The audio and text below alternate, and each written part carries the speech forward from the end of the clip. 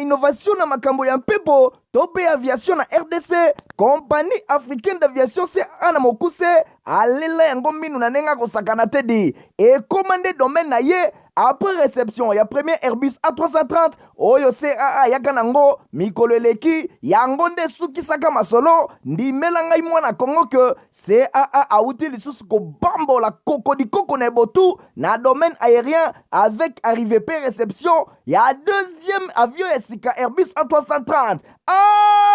Airbus A330 deuxième frappe yango yo ya mokwake na mapate RDC ya boebondi melangai que mon côté na terrain po ezalana nute et comme les lontimba nanzuzi veut dire mapasa Airbus A330 ba avion ya mokwake ya liboso yaka yango yo bozwa lix ezanango neti soki o matio kitana ote po confort nango eza na ba anglais nyonso kobanda na bakiti na couloir na first class na classe économique et bongo bozo ya mibale yango yo nyonso eza na excellence pe noblesse moko hors pair boye bape bosimba que Airbus A330 eza ba marque ba avion oyo bomodaka na international ba compagnie aérienne de renom pe crédible nde basalelaka yango bokokuta yango na bamboka lokola Allemagne veut dire na Matshaft pe ba pays européen ebele kutu batu ya bafaire pe mingi ya minene na monde mingi basalelaka yango po na kitoko pe bopeto na luxe na yango surtout mécanisme ya sécurité eza nango chaque siège ndenge kaka boza komona eza na mwa mini télé oyo kotalela bafilme ennui, fatigue, okotika la koyoka yango te USB na pointe pour na chargement ba téléphone tope ba utilité mosusu Airbus A330 ya mibale ya CAA et komie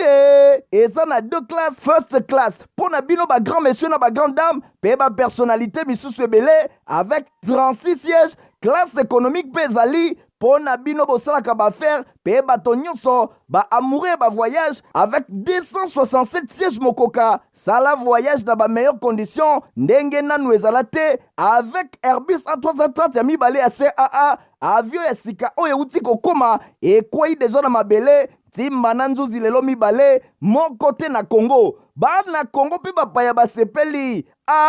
oui CAA mfumu na ba innovation deuxième avion Airbus A330 yango ekomi tela bote na bino tebe to boza mingi obozilaka info lingala journal ya peuple pona peuple nango to refor la basango na biso pona ko sabino que plénière ezala qui organise la mokolo ya jeudi 20 avril l'Assemblée nationale et pa wapi ba honorable député ba adopter ki loi oyo ezali ko kotisa réserve armée na défense ya République démocratique du Congo ndenge ritima pandémie atalisian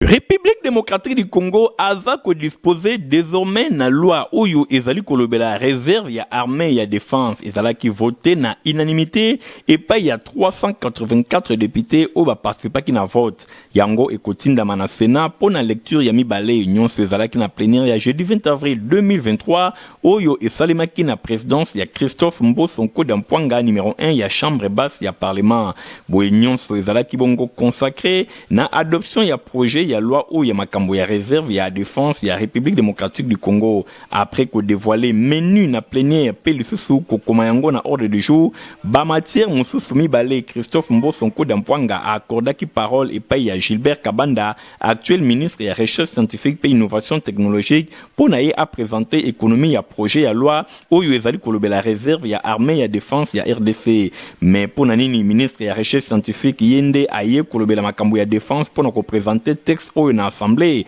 boye trois raisons majeures et lobby yango en tant que projet oyo ezali bongo ya loi initié et pas ya gouvernement ezalaki débattu na conseil des ministres n'importe quel ministre et équipe a kokipe kozala désigné pour na ko présenter yango boye Gilbert Kabanda azali pe initiateur na yango successeur na ye a estimaki ke ezali malamu kotika ye moko aiba na ko présenter économie nde na suka exercice oyo plénière balevaki option ya kondima projet ya loi oyo séance tenante na débat la plupart ya ba intervenants ba soutenaki projet ya loi oyo ezali ko viser ko bongisa image ya mboka na matière ya sécurité André Claude Lubaya a sepelaki na yango kasi néanmoins atalisaki quelques craintes na sujet ya loi alobi ke ezali bongo ko rattraper résolution ezalaki voté na plénière ezali ko sala interdiction ya ko enrôler ba éléments ya ba groupes armés na kati ya armée régulière pe lisusu a sollicité que résolution oyo ekota na kati ya loi organique esengeli ko éviter ko kotisa na ba corps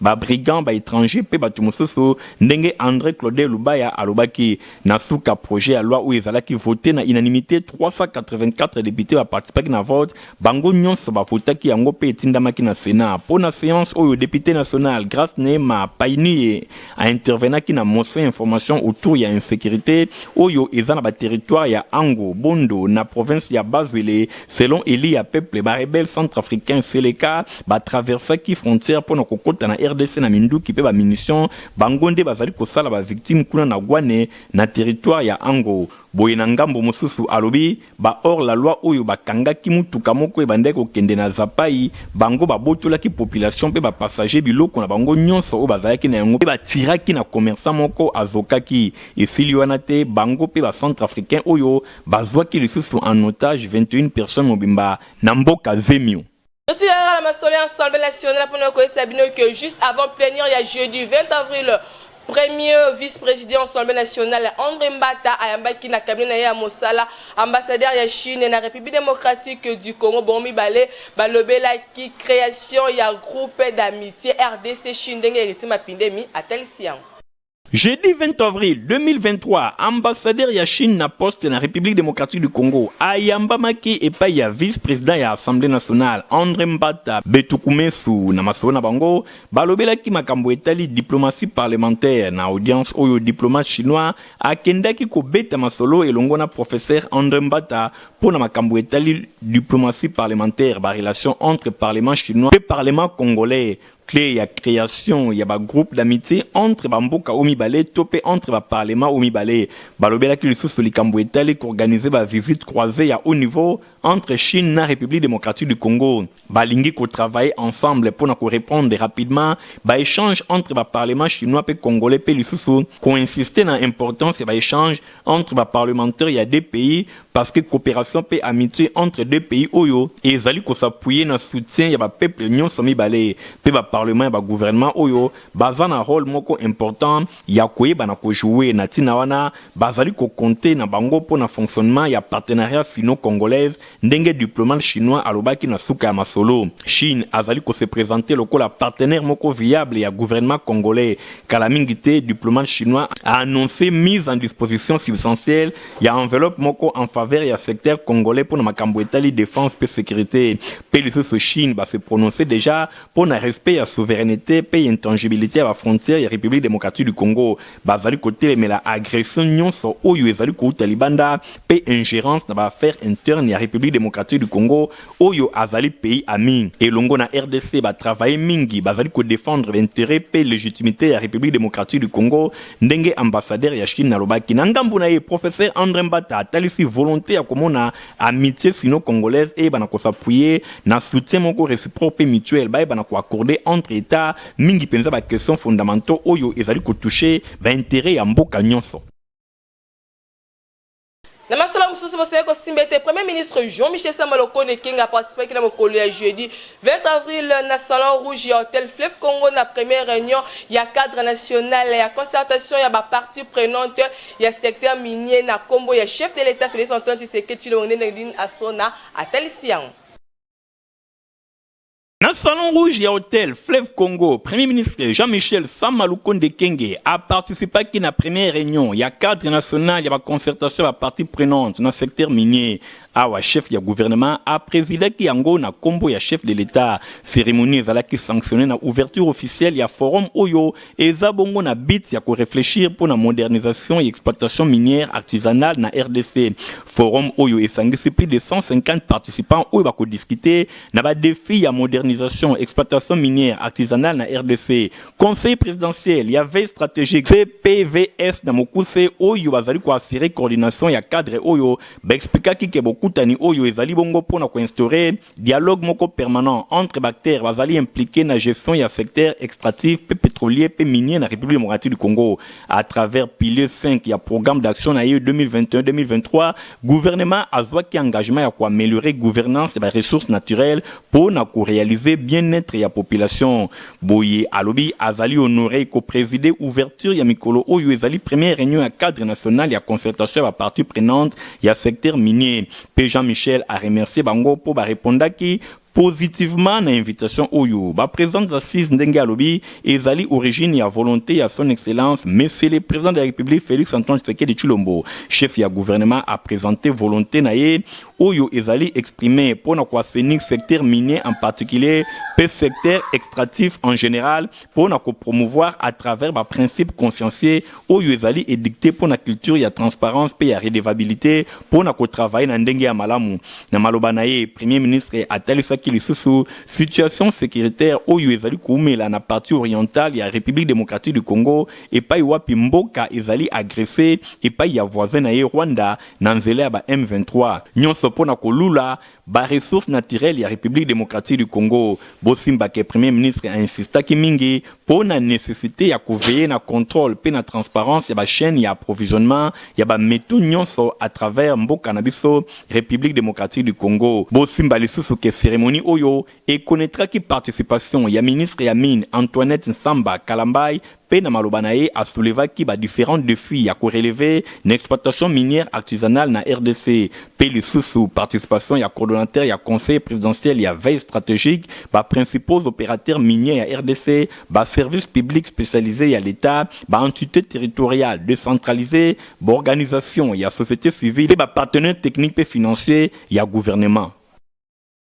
Tandis que la masole a primature pour le conseiller que le Premier ministre Jean-Michel Samalokon de Kenge a yambaki na cabinet na ya mosala délégation ya Meta o ebenga bongo Facebook et pe a yambaki bongo directrice na yango nyonso eleka ki bongo na primature et na bongo ba reportage elongo na héritier Mapinde. Premier ministre Jean-Michel Samalukonde Kenge ayambaki na cabinet na ya mosala délégation ya Meta oyo yebana na kombo ya Facebook bakambamaki na directrice politique ya public na bango pona Afrique Madame Balkissa Idesido elongo na ye azalaki bongo na Tif Kazad responsable ya politique publique na Afrique francophone délégation oyo baza na ville ya Kinshasa na cadre ya série ya formation ya sécurité en ligne na tina wana période électorale oyo ezali déduit pa ya acteurs publics privés yango ezabongo na société civile natina wana présence ya conseiller principal ya premier ministre na charge ya PT Antique Tony Munongo boye liboso ya premier ministre Jean-Michel Samalukonde Kenge Meta et akipe kotalisa volonté na yango ya ko contribuer transformation numérique ya République démocratique du Congo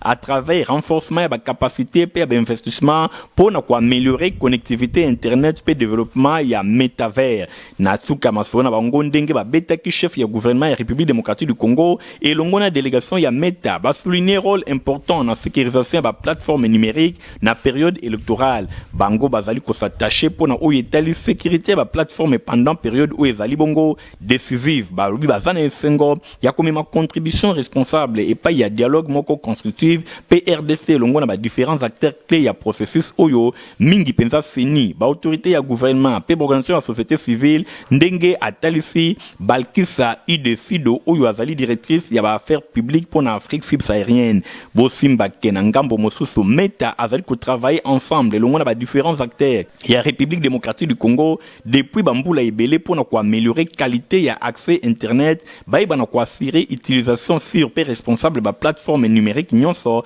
na ndenge mission ya Meta ezali ko talisa pour na ko pesa epai ya moto nyonso pouvoir ya kotonga communauté pe ya ko rapprocher mokili.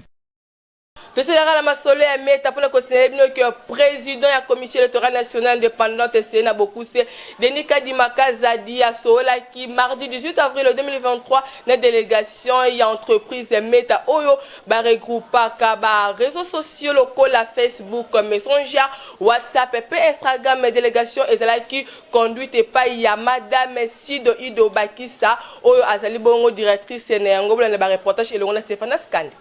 Rapprochement entre des institutions oyo ezali qu'on s'inscrire na logique ya ko réduire ba désinformation pe ingérence électorale na utilisation ya ba outils numériques ya meta. Numéro 1 ya centrale électorale après ça qui synergie oyo ezali kolata nzoto entre institutions na groupe ko pona ko matérialiser na nzela ya formation oyo ezali organisé kaka na journée na bénéfice ya équipe ya communication ya CENI wapi epai quelques agents pe cadre nyonso ya supervision ya directeur ya cabinet Dieudonné Chiyoyo président ya CENI a remerciaki meta oyo babuskile programme na bango pona kobongesa temps oyo esengeli na kodispenser formation. Directeur ya cabinet asolinaki importance ya première force oyo ezali bongo ba outil numérique et commis incontournable mingi na contexte électoral. Madame Sido Ide Balkissa, directrice ya ba politique publique ya Afrique, a expliqué que plus de 40 000 personnes dans le monde bazali ko travailler na domaine ya sécurité ezali 3 fois plus que 2017.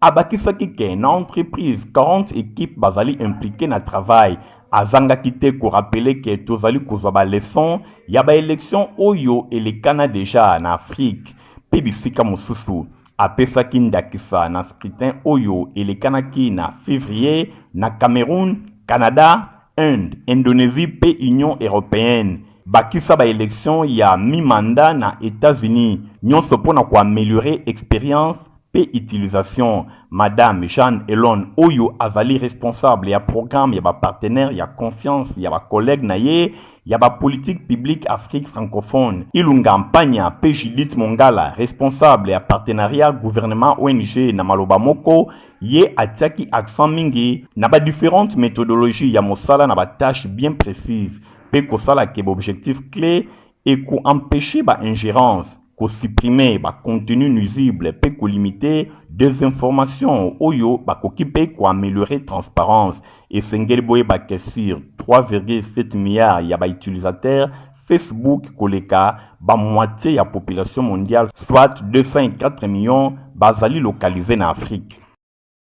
Tosi la la masole CENI pour que Sabino que président de la commission électorale nationale indépendante CENI a beaucoup Denis Kadima Kazadi a échangé avec mon collègue mercredi du 9 avril 2023 na représentant il y a programme il y a ba Nations Unies pour le développement d'Amiama na but ya koyeba soki processus électoral et les bons que c'est déroulé qui to connaît c'est pendant ce qu'on appelle na sona batel siang. Ezali visite ya courtoisie pambate esali déjà 1 mois et demi depuis naye na République démocratique du Congo. Ezali na devoir ya ko présenter ba civilité et pas ya président ya CENI surtout ndenge tozali en partenariat na pesaki litoi nanga vraiment pona koyoka évolution ya processus électoral événement oyo important pour le développement ya République démocratique du Congo PNID azali ko gérer projet d'appui à cycle électoral oyo ezali kotalisa partenariat elongona CENI. Président Denis Kadima a présenté ki orientation na lolenge nini azali komona malamu pour le développement ya partenariat oyo soutien oyo ya PNID ezali na droit ya koporter institution oyo ezali ko diriger ba élection et salima na transparence nyonso wana maloba ya Damien Mama liboso ya ba journaliste na bobiminaye na entretien oyo asalaki elongo na président ya commission électorale nationale indépendante na ndimi ke collaboration oyo entre PNUD na CENI et kosala ke RDC azwa ba élection oyo ekosalema na environnement moko ya calme pe ekozala bongo garantie na transparence crédibilité pour la République démocratique du Congo. Bosimba ke na second temps deuxième vice-président ya CENI Didi Manara Linga a président qui réunion moko na délégation ya PNUD wapi pai Madame Rokia Yedeng représentant résident adjoint pour na kosala point ya mise en œuvre ya projet d'appui ya cycle électoral. PNUD et Sengeboe ke projet passe bazali bongo kozela ko contribuer to ko rendre processus électoral ezala bongo na transparence moko pe ezala apaiser peut soutenir CENI na arbitrage ya ba conflit ya sécurité ya processus électoral kasi les sous pour renforcer inclusion pe participation pour na ko réduire ba risque ya ba violence bazali kolaka soutien ciblé stratégique ya ba Nations Unies na commission électorale nationale indépendante pe ba partie prenante mosusu. na masolo mosusu bosengeli kosimba ete baparti politique ebele badeside kokoma bongo baallie ya parti politique AVC bosengeli koyeba ete cérémonie yango esalemaki bongo na mokolo ya jeudi 20 avril na rotana hotel ndenge Héritier Mapindemi atalisi yango.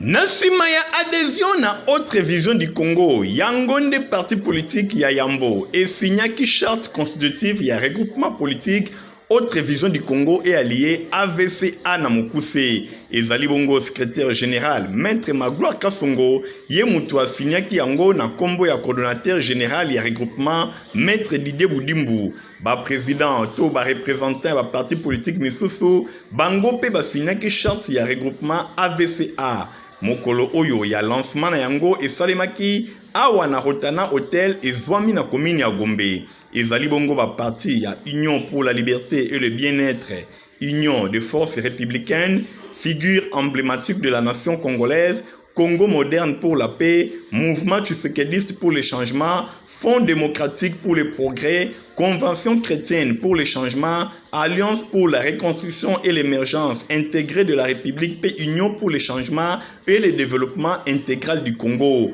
Bosimba Kenasima ya adhésion pe signature ya charte constitutive ya AVCA, secrétaire général ya AVC Maître Magloire Kasongo azwaki maloba na kombo ya coordonnateur général ya regroupement oyo Maître Didier Boudimbu aloba ki ete azali na esengo pona ko vivre moment oyo ya engagement pona avenir ya Grand Congo pona Maître Magloire Kasongo ezali journée moko historique pambate et marqué nouvelle ère politique ezali kotalisa engagement pour na ko créer état oyo ezali ko sangisa bato nyonso abakisaki ke ezali lisusu ko traduire détermination na bango pour na ko défendre ba idéo ya fait docteur Etienne Tshisekedi wa Mulumba mingi na oyo etali état de droit pe démocratie na République démocratique du Congo pour na ba membre ya AVCA regroupement politique oyo ezali bongo pilier ya développement pe sous ensemble ya union sacrée de la nation congolaise pour soutenir action politique et vision ya chef de l'État Félix Antoine Tshisekedi Tshilombo. Natina été na ba élection législative ezali koya bazwa majorité parlementaire écrasante na cadre ya mandat peuple congolais akopé saï lisusu na komona ba action multisectorielle azali ko réaliser Maître Magloire Kasongo abakisi lisusu ke AVCA ezali bongo sentinelle ya ba intérêt ya peuple congolais oyo avenir ezali ko dépendre na conscience collective. Pour le secrétaire général ya AVCA, ba porte ya regroupement politique AVCA ezali ya kofungwama pour na adhésion pe signature ya charte pour na ba parti politique oyo bazali ko soutenir vision ya chef de l'État et sengel na bango ba kende na siège national ya AVCA oyo ezwami na boulevard triomphal na commune ya Kasavubu. Bosimba ke ba responsable ebele ndakisa honorable Néron Mbungu président interfédéral ya AVC ville ya Kinshasa Peba misusu bazalaki présent na cérémonie monene oyo ezalaki clôturé na série ya ba photo de famille et longona coordonnateur général ya regroupement AVCA Maître Didier Boudimbu nyonso elekai kitoko nasuka Maître Magloire Kasongo a annoncé ki marche moko ya kafu ya AVCA et kosalema mikolo ezali koya pona kolakisa ke bazali contre balkanisation ya République démocratique du Congo. Asolo ya religion bosinga ko simba ete ba musulman République démocratique du Congo pe a monde entier ba clôturer bon période na bango ya Ramadan mokolo ya vendredi 20 avril la bosimba ki communauté itna à Charite du Congo ba se retrouver ki bongo na stade de Vélodrome o ezali bongo na commune ya Kitambo ndenge na dina sona atalisian babimaki na 4 coins ya ville province ya Kinshasa bango banani communauté islamique chiite de la République démocratique du Congo toujours na bokambemi na ye moko représentant légal Maolana Djibril Menaveko oyo batondisaki stade Vélodrome mekin kaka ndenge bozali komona na bitse moko ya kofete Idin Fitli oyo ezalaka le 1er Shawwal yango eza jour oyo esanctionnaka jeune oyo bamisilman ya monde entier basalaki na mois sacré ya Ramadan oyo balekisaka yango inaperci te. Moi rappel bosengeli koyeba ke pendant Ramadan bamisilman babondelaka ntango molai kuna balelelaka ala basumetraka ye baproblème mpe bave na bango nde na clôture ya année 2023 oyo représentant légal Maolana Djibril Menaveko aprofitaki mpona kolobela bomoko na kati ya islam babondelaka ntango nyonso mpona RDC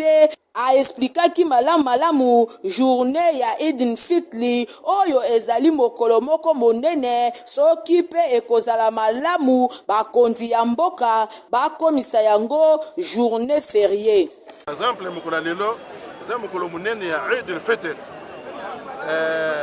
esengelaka normalement ezala mokolo moko chômé payé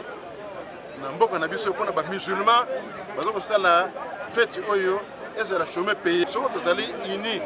entre biso ya musulman l'état na biso akoyoka na biso akokomisa yango chômé payé inchallah tosenga na bayimboka na biso bango banso batia baintere ya RDC liboso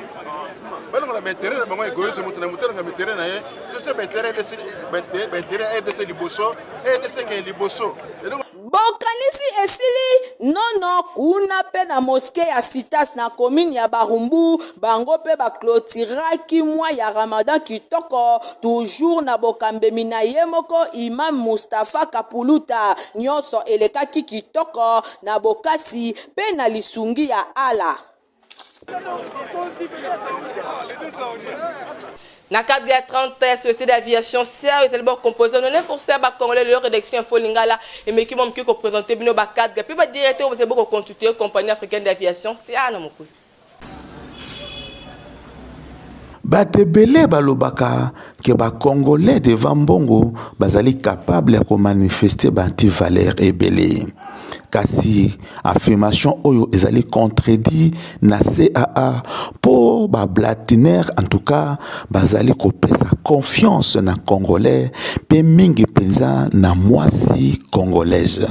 Totala bongo na domaine ya caisse. Tozali bongo na mama Ambroisie Ifili oyo azali bongo caissière na cargo ye azali bongo 13 ans na même poste oyo ezali ko démontrer que ba blatiner en tout cas ba pesier confiance pour que asala musane na ndenge ya malamu. Koti na compagnie oyo na 2009 na sali 13 ans soki na wumeli na caisse pendant 13 ans ezali nde kozala bosembo. Il faut kozala bosembo na caisse, il faut kozala sérieux na caisse, il faut kozala honnête na caisse, il faut kozala pe na rapidité na caisse.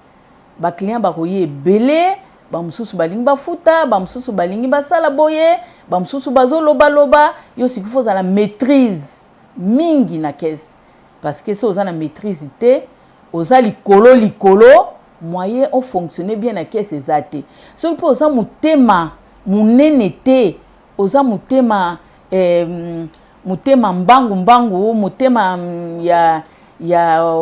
kolinga te kozangisa eloko oya kosala mabe na caisse okoko zangisa ata mbongo me mbongo wana eza yo te mbongo eza compagnie yo zanga me mbongo ya compagnie pesa. CAA bandi muke lelo azali parmi ba société en minene ya RDC. Kasi lolenge nini CAA a évolué na secteur ya comptabilité pe ya caisse. Bon tango biso to bandaki na caisse musala ezalaki mingi ndenge ezali lelo te. Tango to bandaki na système moko ya Unix musala ezalaki na C ngape na bandoke na caisse centrale te. Bato a recouvrement bando kozwa mbongo epa na ngai bazo memango. Tolongwe wana tozi formation ya Unix na Unix pe ndenge moko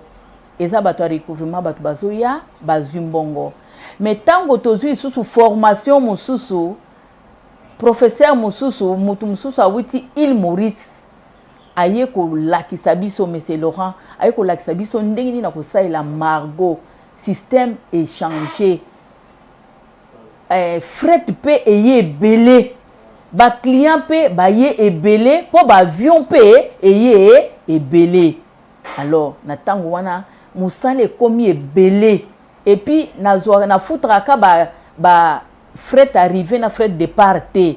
nafutaka mpe ba LTA oyo basalaka batindela baclient bafacture mpo baclient baya kofuta nafutaka yango mpe. Donc na CAA mwasi azali kokipe ba poste stratégique po azali ko mériter yango. Vraiment na CAA mwasi azali mise na ba condition ya malamu po apesa ba résultat ya malamu. Journal ya bino bolingaka mingi ya fo lingala journal ya peuple pona peuple kombo na sura stoka bala bongo te surtout photo pesa merci mingi na Frasi Kanza pe pisu ma so basimbongo montage bosingo koyeba ete journal oyo ezaki supervisé na yemoko héritier mapinde muna coordination Stephanie Skande bande otokuta mikolo ezali koya. Au revoir. Innovation na makambo ya mpepo tope aviation na RDC compagnie africaine d'aviation CA na mokuse alela yango minu na nenga kosakana te di et commandé domaine na ye après réception ya premier Airbus A330 oyo CAA yaka nango mikolo eleki yango nde sukisaka masolo ndimela ngai mwana Kongo ke CAA auti lisusu kobambola koko na botu na domaine aérien avec arrivée pe réception ya deuxième avion esika Airbus A330. Airbus A330 deuxième frappe yango yo ya mokwake na mapate RDC ya boebondi melangai ke mon côté na terrain po ezala nanu te ekomi lelo ntimba na nzuzi veut dire mapasa Airbus A330 ba avion ya mokwake ya liboso eyaka yango yo bozwa lux eza nango neti soki omati okita na yo te po confort nango eza na baangle nyonso kobanda na bakiti na couloir na first class na classe économique ebongo bozwa ya mibale yango yo nyonso eza na excellence mpe noblesse moko hors pair boyeba mpe bosimba ke Airbus A330 eza bamarke ya baavion oyo bomonaka na international bakompagnie aérienne de renom mpe crédible nde basalelaka yango bokokuta yango na bamboka lokola Allemagne veut dire na Machaft mpe bapays européen ebele kutu bato ya baaffaire mpe mingi ya minene na monde mingi basalelaka yango mpo na kitoko mpe bopeto na luxe na yango surtout mécanisme ya sécurité eza nango chaque siège ndenge kaka boza komona eza na mwa mini tele oyo kotalela bafilme ennui fatigue okotikala koyoka yango te USB na pointe pour na chargement ba téléphone to pe ba utilité mosusu Airbus A330 ya mibale ya CAA ekomi eza na deux classes first class pour na bino ba grand monsieur na ba grande dame pe ba personnalité misusu ebele avec 36 sièges classe économique pe ezali po na bino bosalaka baaffaire pe bato nyonso baamoureux ba voyage avec 267 sièges mokoka sala voyage na ba meilleures conditions ndenge nanu ezala te avec Airbus A330 ya mibale ya CAA avion ya sika oyo euti kokoma ekwei deja na mabele ntimba na nzuzi lelo mibale moko te na Congo bana Congo mpe bapaya basepeli oui CAA mfumu na ba innovation deuxième avion Airbus A330 yango ekomi.